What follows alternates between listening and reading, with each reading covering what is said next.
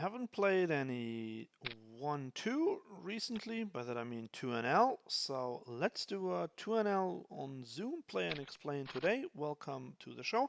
I have just opened Ace 10, and on this board I will either check or go with a big bet, so I'm choosing to check this time with Ace 10, and now after I did not go for the bet on the flop, I will overbet this turn. And I will probably get a fold. Well, no, I get raised. I get check raised when I overbet by this guy, and I mean I am going to make a nitty fold here because I don't have a hand that I want to go too far with. Here I open Jack 9 suited. That's the bottom of my opening range from the low Jack. So yes, in the previous hand there, let's just open it again. So I went, ooh, that we have a min 3 bet. I can just go for the call, and since we completely whiff, we don't even have a backdoor flush draw, I will now have to fold. If he bets, but he doesn't bet, it's interesting, so I will just check as well. Here with the pocket fours, I will just fold. So the question is, he most likely has something like jacks through kings, and can I get him to fold, especially with a second ace out there? I don't think so, which is why I will just give up and lose to, oh no, oh my god, he had king 5. I did not expect to see that. Okay, not a great start here for me and for you to see, but no regrets.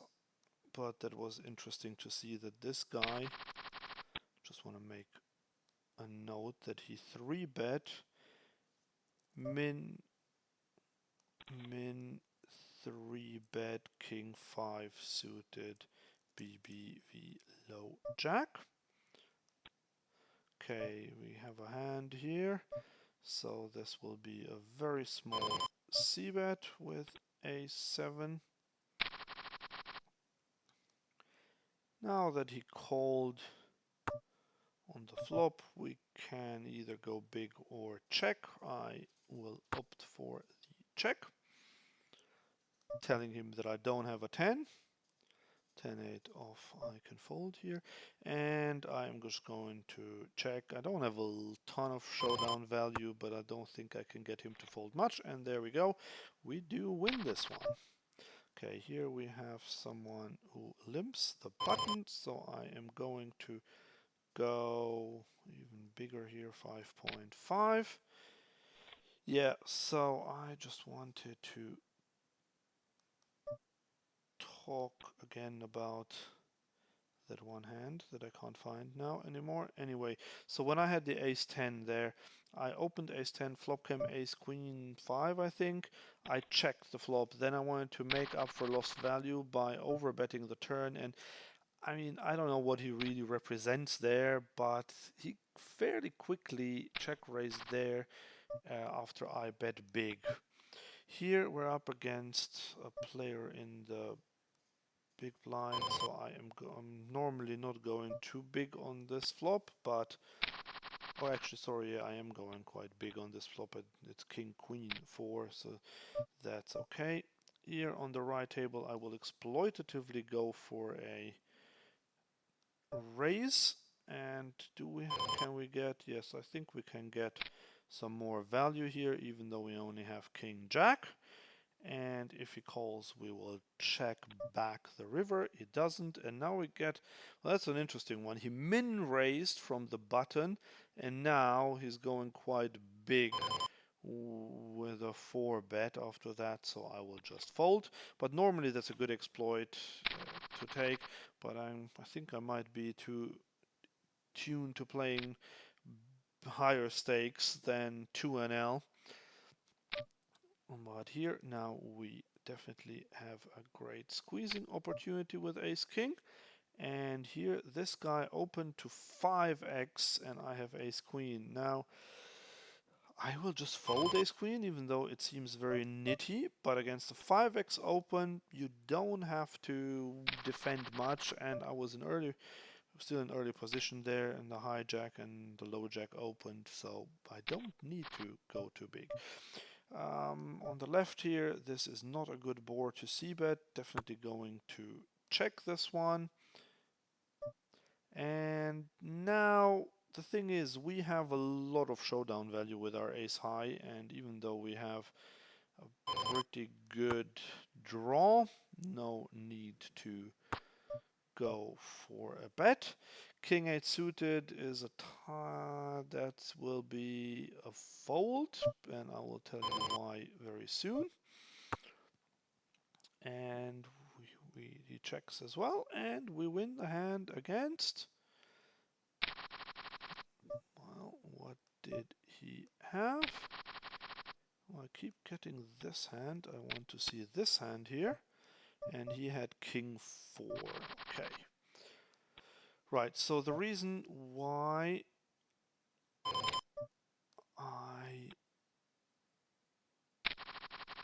what was that? The king 8, right. So the reason why I folded king 8 suited is because there was a cold call there in the small blind, and in a multi-way pot king 8 suited doesn't play very well. And yes, I only had to flick in one big blind and there were 5 big blinds in the middle. However, it's hard to realize my equity there being monkey in the middle. So had it been king 10 suited, I would have called, and with a hand like 9-8 suited, I would have called, but king 8 suited is just not a great hand in that spot. Right, here we have ace 9 off, which we have to fold after a raise.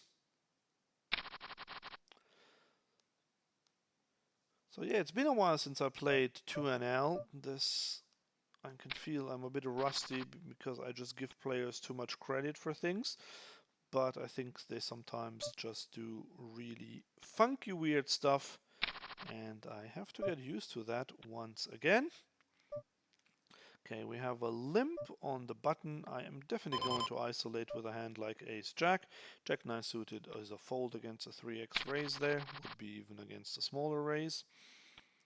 And here we get the fold to the limper. 5-6 suited on the left in the big blind. That's a good hand to raise. However, not when it goes 3x and a call. So I will just call behind now, even though I'm out of position. But this is a hand that plays better multi-way than king 8 suited would have done, which is why I will just flick in the call. And we get a flush draw, which is pretty good. Let's see what develops, whether we get a c-bet.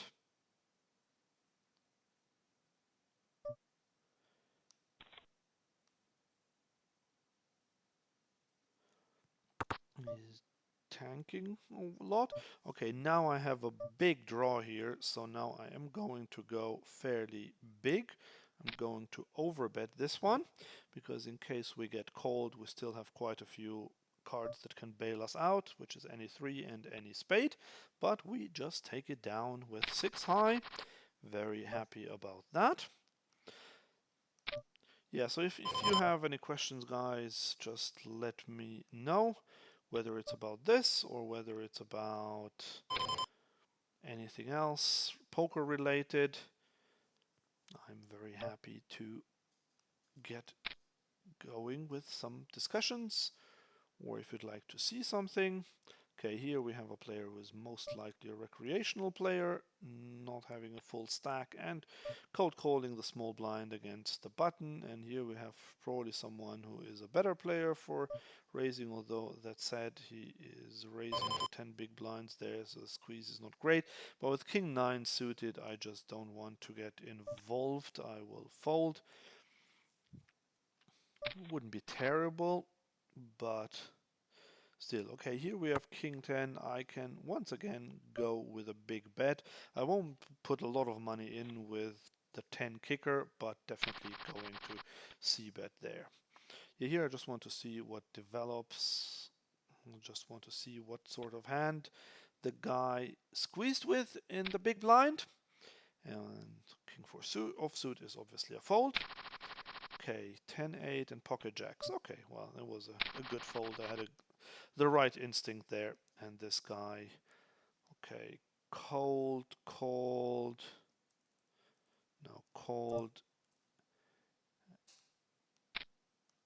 SB with 10-8 suited. Here we have king jack against a 3.5x raise from under the gun.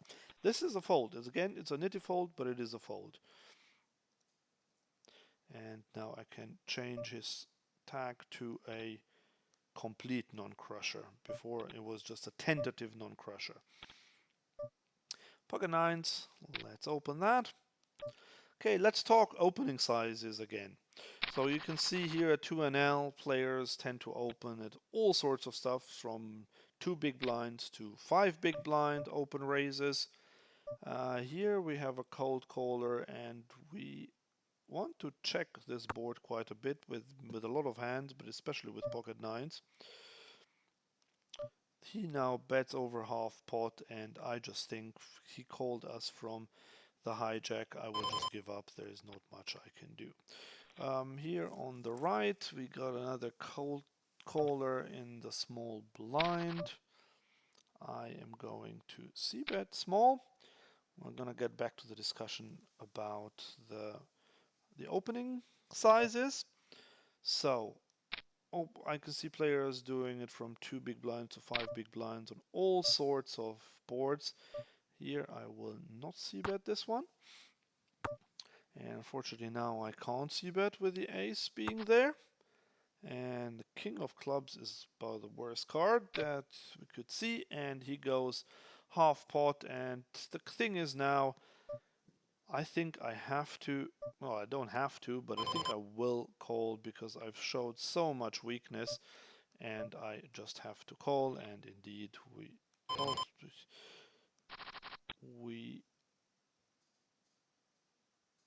split there. Because there was a flush. Sorry, there was the straight. We split with a straight.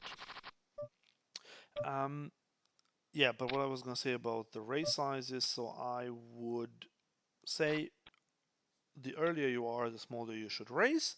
So you can raise to 2 big blinds or max 2.25 in early position.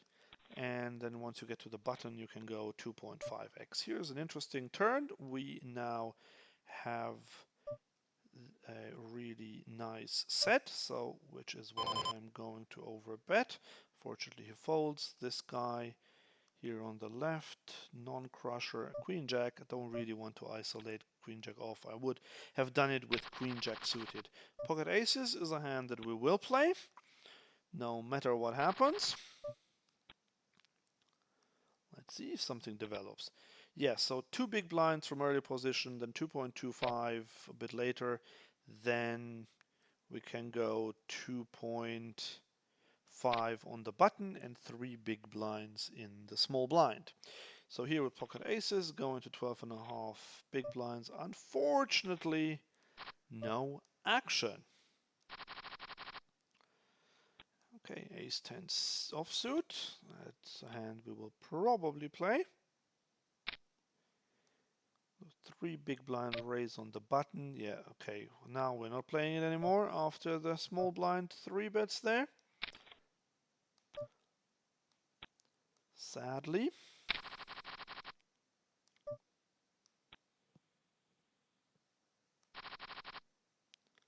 Yeah, so I was a bit confused earlier with this queen 10 here. For some reason, that's a difficulty if you play 2 tables and you do commentary like me. I just some reason didn't realize that I had a straight there. I was just still thinking that I was bluff catching, and well, in some ways I was bluff catching because the way he bet, he suggested that he had a straight the flush there, but that was the reason why I would have bluff caught anyway. Okay, 9-8 is another hand I would normally 3-bet, but here I will just put in the one big blind. Queen jack off. We can call. We have an open ender here. And I will check. This is a board that he should bet quite a bit.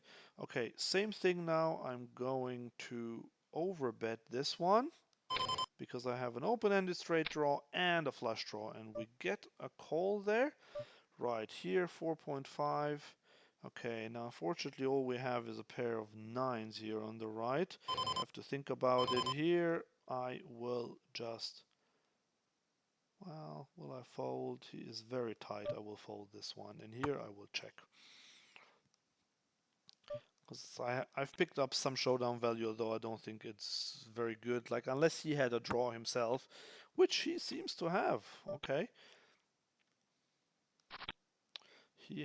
He had ace 3. Oh, wow. He had a gut shot and ace high. I mean, he was ahead, but with a gut shot and ace high to call an overbet there with another player behind you in a multi-way pot, that really isn't great. But we got lucky there because we hit our 9. But yeah, I mean, the type of mistakes players make at 2NL is just absolutely incredible. Although, I mean, I keep saying that the level of play is not that terrible, actually. Like, it used to be much, much worse. But there are still some players who just make a lot of mistakes, and not even like the biggest fish. I'm not necessarily talking about just play limping or playing really terrible ranges, but just like overvaluing things or chasing draws, like in that case, that is just mad. Okay, here we opened Queen 10 suited under the right table, and we got someone squeezing to 3 big blinds. Well, that's very interesting. I am going to go and isolate this player, and I'm going to do something like go to 14 big blinds, because I think I can probably get these two guys out with this raise, and then yeah, I can get all 3 out. You see, this is what happens. Because, like, I used to play wrong against players who min-clicked it pre-flop because I thought, ooh, they're trying to get a lot of value with some nutted hands like aces or kings. And some of them still do, but it's quite rare. A lot of the time, it's just some sort of a hand that's not really great, where they just think they need to squeeze there, like we saw it earlier, king 5 suited or something like that, or in this case it might have been ace 8 or so. And then against that I'm willing to 4-bet, and here there was a lot of dead money in the pot there. That's why I went with a 4-bet. Ace 8 suited, definitely folding after I get 3-bet, and there is a cold caller to the 3-bet. Cold, cold, 3-bet in small blind, but not okay. Here, pocket sixes is a fold. Would you have called there with pocket sixes? Let me know in the comments, because that is something that a lot of players will do in the small blind, and I used to do that like until about 2 years ago or so. Especially in live poker, I did that quite often, and that is definitely a losing play if you do that in the small blind. Like, the only time it's not a losing play is if you have a big blind who is not aggressive and you know that the original raiser is someone who will go broke if he has an okayish hand if you hit a set. That's the only time that can be profitable. Okay, sadly no action with aces once again. King 6 off against the min raise, not tempted. It's even against the min raise on the button. This is a fold. A6, however, is a raise. Here we are getting 3-bet by someone who might be a bit of an aggressive player, but queen jack off is just still a hand that I will always fold. Here we're getting 3-bet on the button, and we can go. Let me think. This is quite small. I can go to 19 here as a 4-bet bluff. Unfortunately, he calls. In 4-bet pots, we always want to bet small. We get a very quick call there, and if we get such a quick call, what I like to do is to just continue betting. King Queen we could call, but we'll fold. So yes, this is exactly what happens, because the thing is, if he has a hand like, and I'm going to open up the hand to show you, if he has a hand like pocket nines or pocket tens, he might fold here if I double barrel. And if he has a hand like ace king that he called with on the flop, then he will let go of that one as well. And that's why I like double barreling here. So the mistake that a lot of players make in 4-bet pots is that they will go small with a small c-bet. Oh, sorry, I have to concentrate here. He bets half pot, which I think is a license for me to go with a raise. Oh, I didn't realize there was another player in there. Okay, so there was a mistake.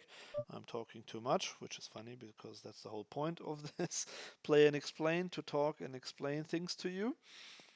But yeah, had I known that there was another player in the hand, I would obviously not have raised, but it still worked, because why would he bet the half pot there if he had a real hand?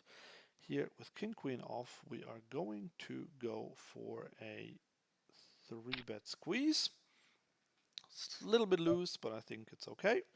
And we get a fold from the original raiser, but we get a call here. This is not necessarily a great board to c-bet in a 3-bet pot. However, I think that he doesn't have a lot of aces when he calls on the button and then calls the squeeze as well, which is why I went for the c-bet there. Right, so I was going to say here in 4-bet pots, a lot of players will find the small c-bet in a 4-bet pot on such a board, which is fine, but you can't get any under pair to fold with a small c-bet there. Rightly so, they should call. But what you can then do is, without risking a ton, so for example, if you saw, there were over 50 big blinds in the pot and I bet 21 big blinds, so this doesn't have to go my way very often. And yes, I didn't have a lot of equity, but I still had some. So imagine it has pocket nines or pocket tens there. I still have the ace as an out, and yes, that's not a lot, that's like 6%, but it's 6% on the river where I can improve, and I only needed to be good about 30% of the time with my bluff there to auto profit from it. And if you add that together, like winning 6% of the time, winning an even bigger pot, and then only needing it to go through around 30% of the time to just auto profit from it. So I think that's a great proposition, and I really like that one. On 886, that's not that great a board for me from the early positions, and now I can just bluff. I mean, I really don't have a lot of equity, but now I can just bluff because I didn't do it on the flop, and we do indeed get the fold. Here on the left one, a6-4, I will just bluff at it because 10 high is just not amazing. And now I can go with another fairly chunky bet, because obviously if he has an ace, he will never fold. If he has anything better, he will not fold. He does. Now I could go, and I probably will go for the overbet here on the river, because even though, I mean, I don't have any good blockers, but I still think I can get him to fold, and this is indeed what's happening, because I think if he has a flush draw, he would have raised on the flop or on the turn, so it's actually quite unlikely that he had a flush draw there, and I think that he would even fold an ace to an overbet once the flush comes in, even though I didn't have a blocker to the flush. I think it was still a very good spot to go for the triple barrel bluff. But the important thing on this one was that I went really big on the river, because if you go something like half pot or even 3/4 pot or so, that is not very good. Here on the left, I don't think I can get him to fold a lot of hands, so even though I could do with some protection, I only have an under pair, and now the board is getting worse and worse from my hand, and I will just check it down and hopefully win, and I do win against 4 high. That's a nice one. But yeah, so that's very important here. This is how you can go for a triple barrel bluff, and when you do, you really need to go big. I could have gone even bigger on the river, but I didn't think I needed to go, but I did need to have an overbet to get him off any ace and potentially even 2 pair, although I think he would have raised 2 pair. And that's the thing, like, he was really capped there. I just didn't think that he would have a great hand once he calls the flop, calls the turn, even though I overbet the turn. So he should have had some decent hand there. Here I'm going to go for, no, I'm not going to go because they made it 3x, so I'll just fold. It's a hand that I can either fold or raise, probably for the same EV at 3, the raise to 3, so I decided to fold there. Had he made 2.5, I would definitely have raised. But I'm going to raise this one now, my ace 10. And ace jack suited, do we want to 3-bet? I think we want to 3-bet this one. 12.5. We could, of course, just call ace jack suited, but I think I want to raise. Wow, this is an interesting one. Both are interesting now. I am going to c-bet this one very small. And here I want to not c-bet this one. Actually, yeah, I do want to c-bet it, and I want to go 13.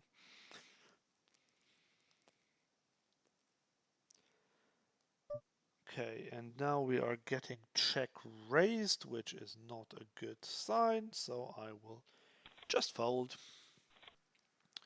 No point in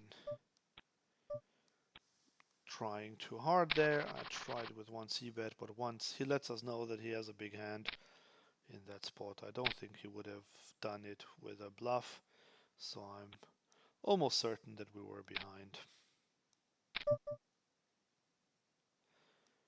Okay, but we've had quite a few hands, quite interesting so far. How are we doing? We are up, but not by a lot. King Jack would definitely open.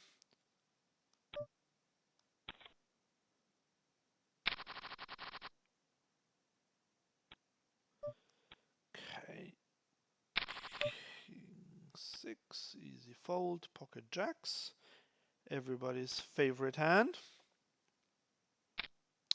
Okay, we have a raise, so what we are going to do is obviously 3-bet, always 3-bet pocket jacks against the button raise. I wouldn't necessarily say 3-bet against an early position raise, although you can do that. This is a board that doesn't favor me much, but I can still go with a small c-bet, hoping to get called by any pocket pair and even by some ace, queen, ace, jack type of hands with a backdoor especially. Now this one shouldn't help anyone. I am out of position, but I'm still going to go. I still think I probably have the best hand. Let's go 20 big blinds. I can still get called by a 9, by pocket 8s, by pocket 10s, pocket 6s, pocket 5s.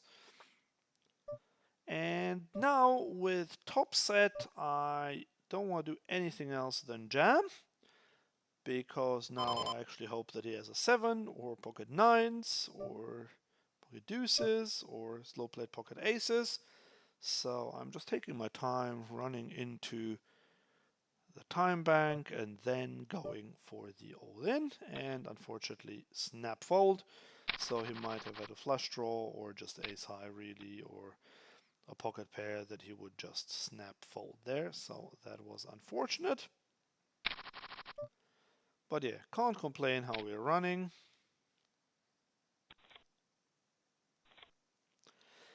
Okay, ace queen suited on a board that has a straight on it, so if I c-bet, I definitely c-bet small, and I will do just that, even though there are a lot of hands that connect with this one. But I have two overs. I have backdoor straight draw, backdoor flush draw. Now the 7's not great, and I will just have to check this one. The 9 is not amazing either. And he bets really small now, and if he bets that small, I think he often has a jack. He rarely has anything better than a jack, but the odds that we're getting, he could have an ace there, so definitely calling. But yeah, okay, that is also something he could have. I am going to c-bet this with bottom pair, getting called very quickly. Now we even have a flush draw and a straight draw, like a gut shot, but I'm just taking my equity on this one. And now we don't have much either. He bets very small there. Do we want to turn this into a bluff, or do we want to... So we're rarely good, but we're getting 4-1. So we need to be good 25% of the time. I will just call for this small one, and he had the jack. Okay. Yeah, so when I call there with a 7, I expect to lose, because most of the time he will have a hand that beats me, but not always, and there is enough spew going on, especially at 2NL, and for such a small size I will definitely do that. Okay, here again we have this min clicker, but this time I will only call. Here we have someone who just donks, so I will just call because there is no reason to bet. You can check again, and depends what he does now. So here I have two pair, and he makes it quite small, so I am going to raise this. And since he now checks, I'm going to go for value. I don't have a great kicker with my ace, but there's a chance that he has a lower kicker, and most likely he has a hand like a 9 or 10 or something like that, which is why I was happy to go for thin value on the river. Pocket kings. Definitely raising this one, going to 6 big blinds.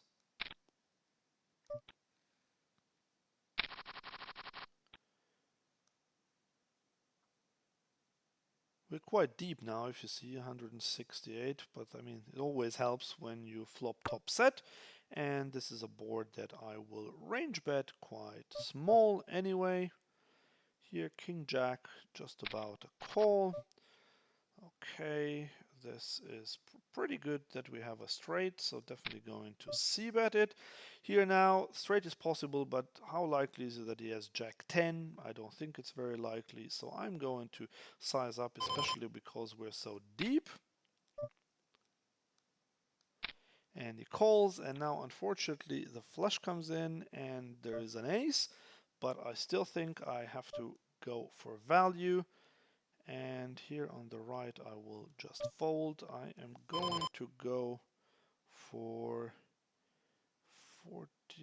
Do I want to? Yeah, I can't go too big, but I will go almost pot, because if he has ace king or pocket nines, pocket eights, he has to call. If he has king queen, he might not call now. I don't expect to ever get raised in this spot. If he does, it's a very gross spot if he shoves on me now. He's taking his time, which normally is a good sign.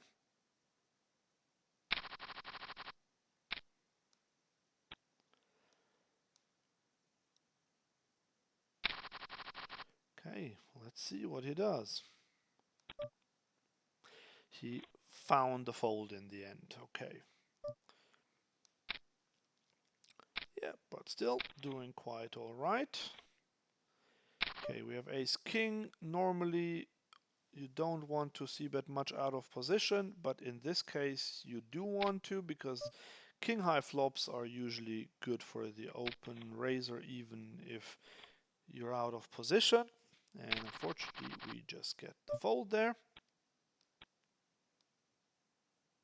Yeah, so we haven't had any really difficult hands so far. We've had some interesting ones, but not something where I really struggled to make a call or something like that.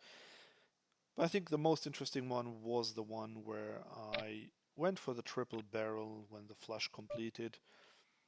And that one was just such a convincing line that I got a fairly quick fold. Okay, here we have absolutely nothing, so definitely folding to a c-bet on this right table.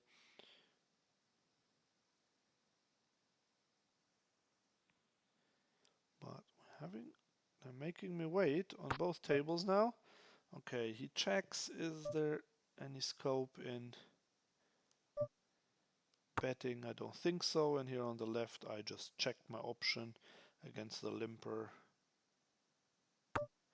Yeah, if he checks, I am going to bet now. This is basically for protection. If he has a hand like king 9 or so.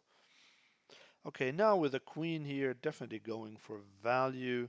And I'm going for quite big value, 3/4, even slightly more. Okay, we're getting check raised, which is quite unusual, but I still think middle pair I will call.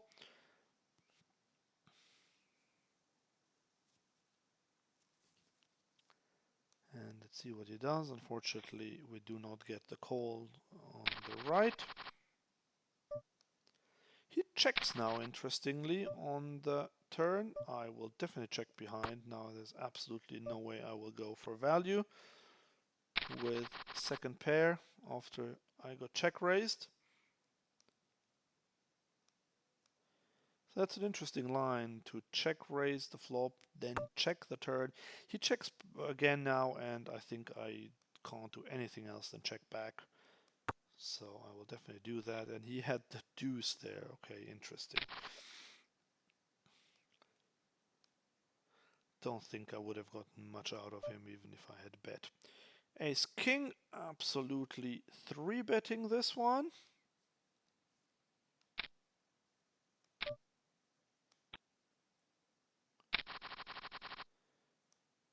If we get 4-bet, this will be an interesting one. Thankfully not happening. 8, 9, 10 is quite awful, to be frank, from my range and from my hand.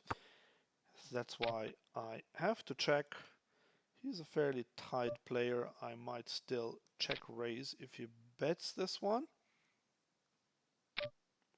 He does bet, and he bets almost pot, which is interesting. Like, this is a very tight player. 14-11, yes, only over 36 hands. But I think this is the type of hand where I would like to just fold. Had he made it smaller, I would have check raised, but I kind of feel like he has a big-ish hand there that he just wants to protect, and if not, then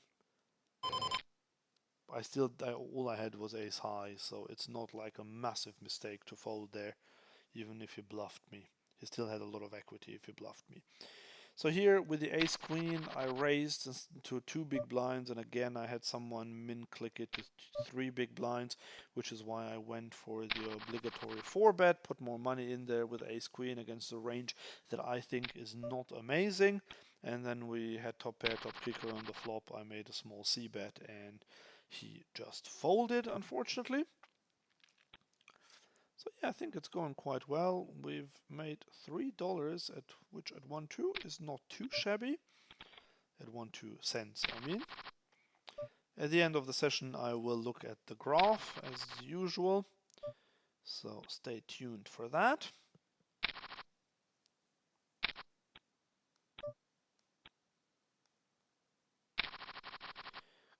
Okay, 10-8 suited. Not great against someone who started with 48 big blinds, but I will just about call that, only to whiff the flop and to fold to this almost pot bet, pot-sized bet. Okay, this was the first c-bet that I faced. Wow, that's interesting. But that is if you play a raise, like 3-bet or fold strategy from every position except for the big blind, like I do, then that is going to happen quite often. Jack 10 off. Let's just raise this one up in the cutoff.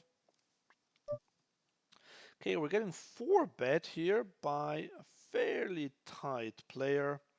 So especially to 26 big blinds, he doesn't have to go that big, and that usually is indicative of a strong hand. Here, someone bet, just again, what can we do here? I will, well, I shouldn't, I will just fold second pair, because this is a situation that we had earlier where I didn't see that we were 3 ways to a flop, but I don't want to be up against 3 players here. Someone might as well have the ace there. Hey, being heads up, I would definitely have called there, but a lot of players on such a board, they will do that with a hand like a weak ace or a jack, and if they have a jack, it's more likely that they have a weaker jack than the one I had. Ace king, still no reason to bet now, and here I still have some showdown value on both boards, and I win on the right, and here on the left he now bets pot, so I am out.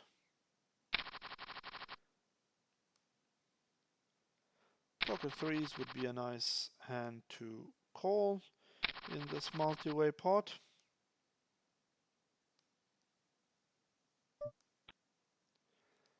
Once Alex makes up his mind, which he does, so perfect spot to call there. Not so perfect flop for my hand, unfortunately. Let's see if we're lucky and it checks through. Because if it doesn't check through, then we have no chance of winning this pot.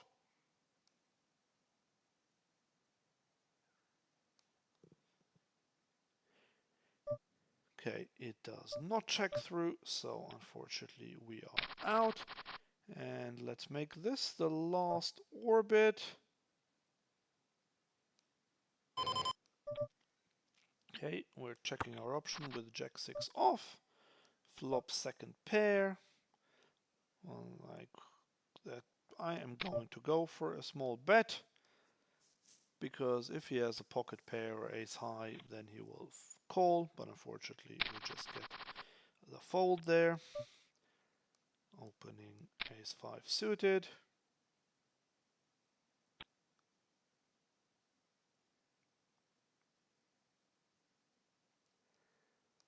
And getting it through. Let's see, couple more hands. Can play full screen. Ace 4 suited might still be a nice hand to play. Okay, let's go for a 3-bet in position when we're fairly deep at over 150 big blinds deep, and we just win it. That's the best result when you hold a hand like ace 4 suited.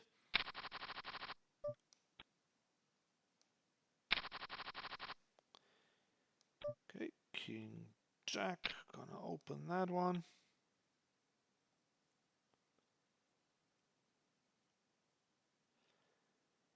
Okay, and quite nitty again today. Let's see our results for today. So very happy with that. We won over 110 big blinds, 114 to be precise. Red line is over 100, and yes, we ran good, so that always helps, but very happy with the overall situation, even though we lost a little bit towards the end, but great session overall. So thanks for watching. Bye.